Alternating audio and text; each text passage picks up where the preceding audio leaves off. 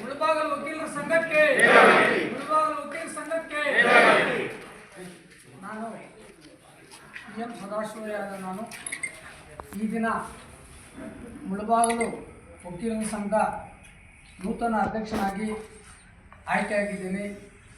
ನನ್ನ ಅವಧಿಯಲ್ಲಿ ವಕೀಲರ ಕಲ್ಯಾಣ ಅಭಿವೃದ್ಧಿಗಾಗಿ ನನ್ನ ಶಕ್ತಿ ಮೀರಿ ಅವರಿಗೆ ಸಹಾಯ ಮಾಡಲು ಹಾಗೂ ನಮ್ಮ ಸಂಘವನ್ನು ಅಭಿವೃದ್ಧಿಪಡಿಸಲು ಹಣ ಕೊಡುತ್ತೇನೆ.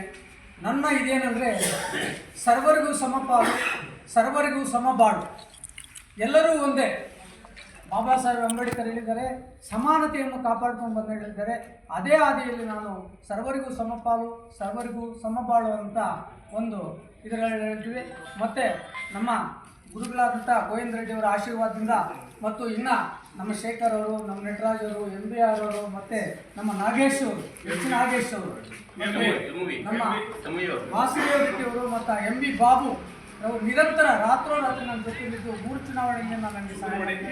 ಹಾಗೂ ಮತ್ತು ನಮ್ಮ BV ರಾಜೇಂದ್ರ ಪ್ರಸಾದ್ ಅವರು ಒಳ್ಳೆ ಚಾಣಕ್ಯರು. ಇಲ್ಲಿ ಏನಾಗ್ತದೆ ಅಂತ ಕ್ಷಣ ಕ್ಷಣಕ್ಕೂ ನನಗೆ ಇದು ಕೊಡ್ತಾ ಇದ್ದಾರೆ. ನಟರಾಜು, ಸುಡುಕುಂಟೆ ಜಯನಾಥ್ ನಟರಾಜ್, ಮತ್ತೆ ನಮ್ಮ ಮಿರ್ಜನಹಳ್ಳಿ ಸುಬ್ರಹ್ಮಣ್ಯ ಅವರು, ಸುಬ್ಬಯ್ಯ ಅವರು, ಮತ್ತೆ ಮಣಿಕಂಠ ಅವರು, ಈಶ್ವರಪ್ಪ ಅವರು, ನಮ್ಮ ಜಂಟಿ ಕಾರ್ಯದರ್ಶಿಗಳಾದ ವೆಂಕಟೇಶಪ್ಪ ಅವರು, ಸುರೇಶ್ ಅವರು, ಮತ್ತೆ ಹಾಗೂ ನಮ್ಮ ರಮೇಶ್ ಅವರು, ರಮೇಶ್ ಅವರು, ಮತ್ತೆ ನಮ್ಮ ಸಹಪಾಠಿಯಾದಂಥ ದಿಲೀಪ್ ಅವರು, ಮತ್ತೆ ನಮ್ಮ ತಮ್ಮನಾದಂಥ DV ಪ್ರಕಾಶ್ ಅವರು, ನಮ್ಮ ತಮ್ಮ ಇವರು ಅವರು, ಮತ್ತೆ ಇನ್ನ ಹಲವು ಹಿರಿಯ ಶ್ರಮದಿಂದ ಇವತ್ತು ನಾನು ಆಯ್ಕೆಯಾಗಿದ್ದೀನಿ.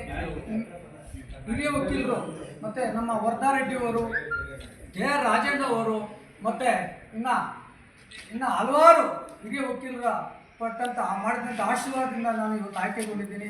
ನಾನು ಯಾವುದೇ ನ್ಯಾಯಾಲಯಗಳಿಗೆ ಕಲಾಪಗಳಿಗೆ ಹೆಚ್ಚಾಗಿ ನಮ್ಮ ವಕೀಲರಿಗೆ ನ್ಯಾಯಾಧೀಶರ ಮುಖಾಂತರ ಸಮಾನತೆಯನ್ನು ಕಂಡುಕೊಳ್ಳುವುದಕ್ಕೆ ಪ್ರಯತ್ನ ಮಾಡ್ತೀನಿ ಅಂತೇಳಿ ಈ ಒಂದು ಮಾತನ್ನು ಹೇಳ್ತಾ ನಾನು ಇನ್ನೊಂದು ಮಾತು ಹೇಳಿದ್ದೀನಿ ಪದೇ ಪದೇ, ಸರ್ವರಿಗೂ ಸಮಪಾಲು, ಸರ್ವರಿಗೂ ಸಮಬಾಳು ಅನ್ನೋಂಥ ಒಂದು ನಾಣ್ಣುಡಿಯಿಂದ ನಾನು ನಡ್ಕೊಳ್ತೀನಿ. ಈಗಾಗಲೇ ನಾನು ಒಂದು ಫಸ್ಟ್ ಒಂದು ಟರ್ಮ್ ಆಗಿದ್ದೆ, ಆಮೇಲೆ ತಾಸಾಗಿ ಈಕ್ವಲ್ ಆಗಿ ಒಂದು ಟರ್ಮ್ ಆಗಿದ್ದೆ, ಮತ್ತು ಈಗ ನನ್ನನ್ನು ತಾವು ಸರ್ವಾನುಮತದಿಂದ ತಾವು ಚುನಾವಣೆಯಲ್ಲಿ ಗೆಲ್ಲಿಸಿದ್ದೀರಾ.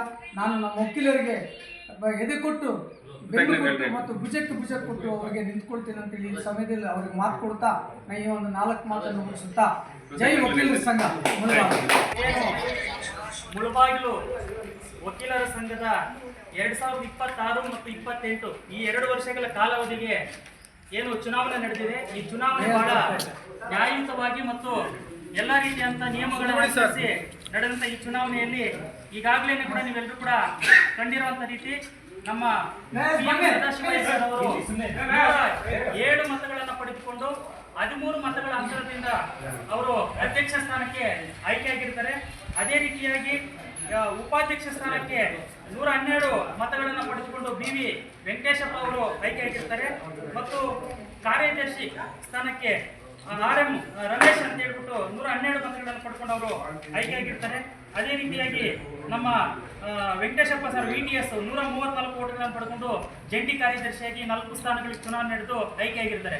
ಅದೇ ರೀತಿಯಾಗಿ ಇವತ್ತು ಈ ಒಂದು ಚುನಾವಣೆಯಲ್ಲಿ ನಮ್ಮ PM ಸದಾಶಿವಯ್ಯ ಸರ್ ಅವರ ಗೆಲುವಿಗೆ ಸಹಕರಿಸಿರುವಂಥ ಎಲ್ಲ ಹಿರಿಯ ಕಿರಿಯ ಮತ್ತು ಮಹಿಳಾ ಎಲ್ಲ ವಕೀಲರಿಗೂ ಕೂಡ ನಾವು ಹೃದಯಾಂತರದಿಂದ ಧನ್ಯವಾದಗಳನ್ನು ತಿಳಿಸ್ತೀವಿ. ಈ ಚುನಾವಣೆ ಬಹುತೇಕವಾಗಿ ಹಣ ಮತ್ತು ಗುಣದ ನಡುವಿನ ಹೋರಾಟ ಅಂತಲೇ ಎಲ್ಲ ವಕೀಲರಲ್ಲಿಯೂ ಕೂಡ ಬಾಯಿ ಮಾತಾಗಿತ್ತು.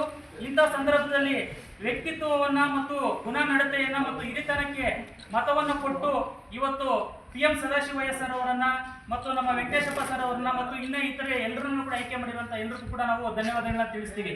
PM ಸದಾಶಿವಯ್ಯ ಸರ್ ಅವರು ವಕೀಲರಿಗೆ ಯಾವುದೇ ರೀತಿಯ ಸಮಸ್ಯೆ ಬಂದಾಗ ಕೇವಲ ಚುನಾವಣಾ ಸಮಯದಲ್ಲಿ ಬರುವಂತವರಲ್ಲ, ಅವರು ಕಳೆದ ಈ 32 ವರ್ಷಗಳಿಂದ ಈ ಒಂದು ತಾಲೂಕಿನಲ್ಲಿ ವಕೀಲ ವೃತ್ತಿಯನ್ನು ಮಾಡ್ತಾ ಇದ್ದಾರೆ.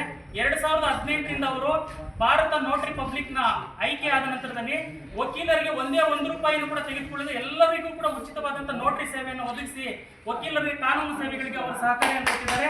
ಮತ್ತು ಕೋವಿಡ್ ಸಮಯದಲ್ಲಿ ನಿಮ್ಮೆಲ್ಲರಿಗೂ ಗೊತ್ತಿದೆ, ಅಂತ ಸಂದರ್ಭದಲ್ಲಿ ಕಿರಿಯ ವಕೀಲರಿಗೆ ಆರ್ಥಿಕವಾಗಿ ಸಮಸ್ಯೆಯಲ್ಲಿರುವಂತಹ ವಕೀಲರಿಗೆ ಅವರ ಕೈಯಲ್ಲಾದಷ್ಟು ಸಹಾಯವನ್ನು ಕೂಡ ಅವರು ಮಾಡ್ಕೊಂಡು ಬಂದಿದ್ದಾರೆ. ಮತ್ತು ಎಸ್ಪೆಷಲಿ ಯುವಕರಿಗೆ ಏನೇ ಸಮಸ್ಯೆಗಳಿದ್ರೂ ಕೂಡ ಅದು ಪೊಲೀಸ್ ಸ್ಟೇಷನ್ ಅಲ್ಲಿ ಒಂದು ವಕೀಲರ ಮೇಲೆ ವಂಚನೆಗಳು ನಡೆದಿದೆ.